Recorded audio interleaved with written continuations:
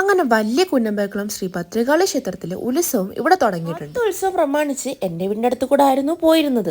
പക്ഷെ അവിടെ നിന്ന് കണ്ടുകൊണ്ടിരുന്നപ്പോഴത്തേക്കും കറണ്ട് പോയത് കൊണ്ട് ഞാനും അനിയത്തിയും കൂടി നേരെ അമ്പലത്തിലേക്കും പോയി. അവിടെ ചെന്ന് കുറച്ച് നിന്നപ്പോഴത്തേക്ക് ജിത്തു എത്തി. അങ്ങനെ ഉത്സവം അമ്പലത്തിലേക്ക് കയറിയപ്പോഴത്തേക്ക് കൊരപ്പൊക്കെ പൊട്ടുന്നുണ്ടായിരുന്നു ബാക്ക്. ഞങ്ങൾ വന്നപ്പോഴത്തേക്കും അത്യാവശ്യം ആളുണ്ടായിരുന്നെങ്കിലും ഉത്സവം വന്നപ്പോഴത്തേക്കും അത് ഡബിൾ ആയോ എന്ന് എനിക്കൊരു സംശയം ഉണ്ടായിരുന്നു. പുറകിലാണെങ്കിൽ ചെണ്ടമേളം എത്തിയപ്പോഴത്തേക്കും അതിന്റെ കൂടെ മിത്തുവിന്റെ കൂട്ടുകാരന്മാരായ ധനുഷിനെയും മുഗിനിനെയും ഞങ്ങൾക്ക് കിട്ടിയിട്ടുണ്ടായിരുന്നു. ഉത്സവം പിള്ളേരെ പേടിപ്പിക്കാനായിട്ടൊരു കഥാപാത്രം കാണും, അയാളായിരുന്നു കേട്ടോ ഇത്. അങ്ങനെ ശിവനും പാർവതിയും അവരെ കൂടെ വന്ന ആൾക്കാരെല്ലാം അങ്ങോട്ട് മാറിയപ്പോഴത്തേക്കും പുറവിലെ ചെണ്ടമേളം അടിപൊളിയായിട്ട് നടക്കുന്നുണ്ടായിരുന്നു. ടൈമിംഗ് ഒക്കെ എന്തായാലും കറക്റ്റ് ആയിരുന്നു. കാരണം അതിന്റെ കൂടെ തന്നെ മുകളിൽ നല്ല അടിപൊളി കമ്പവും പൊട്ടുന്നുണ്ടായിരുന്നു. അത് കണ്ടങ്ങോട്ട് കഴിഞ്ഞത് അതിന്റെ പുറകെ വേറെ എന്തൊക്കെയൊക്കെയോ വരുന്നുണ്ടായിരുന്നു കേട്ടോ. ഇതിന്റെ പേര് എനിക്ക് കറക്റ്റായിട്ട് അറിയത്തില്ല.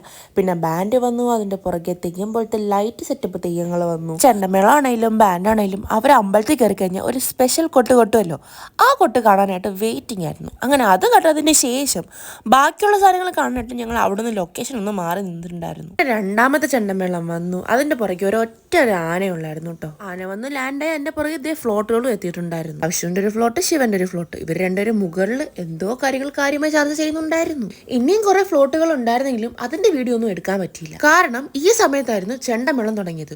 ഒരു ടീം കൊട്ടുന്നു, അവരെ വെല്ലാനായിട്ട് അടുത്ത ടീം കൊട്ടുന്നു. എന്തായാലും ഒന്നാമത്തെ ഉത്സവം അടിപൊളിയായിരുന്നു.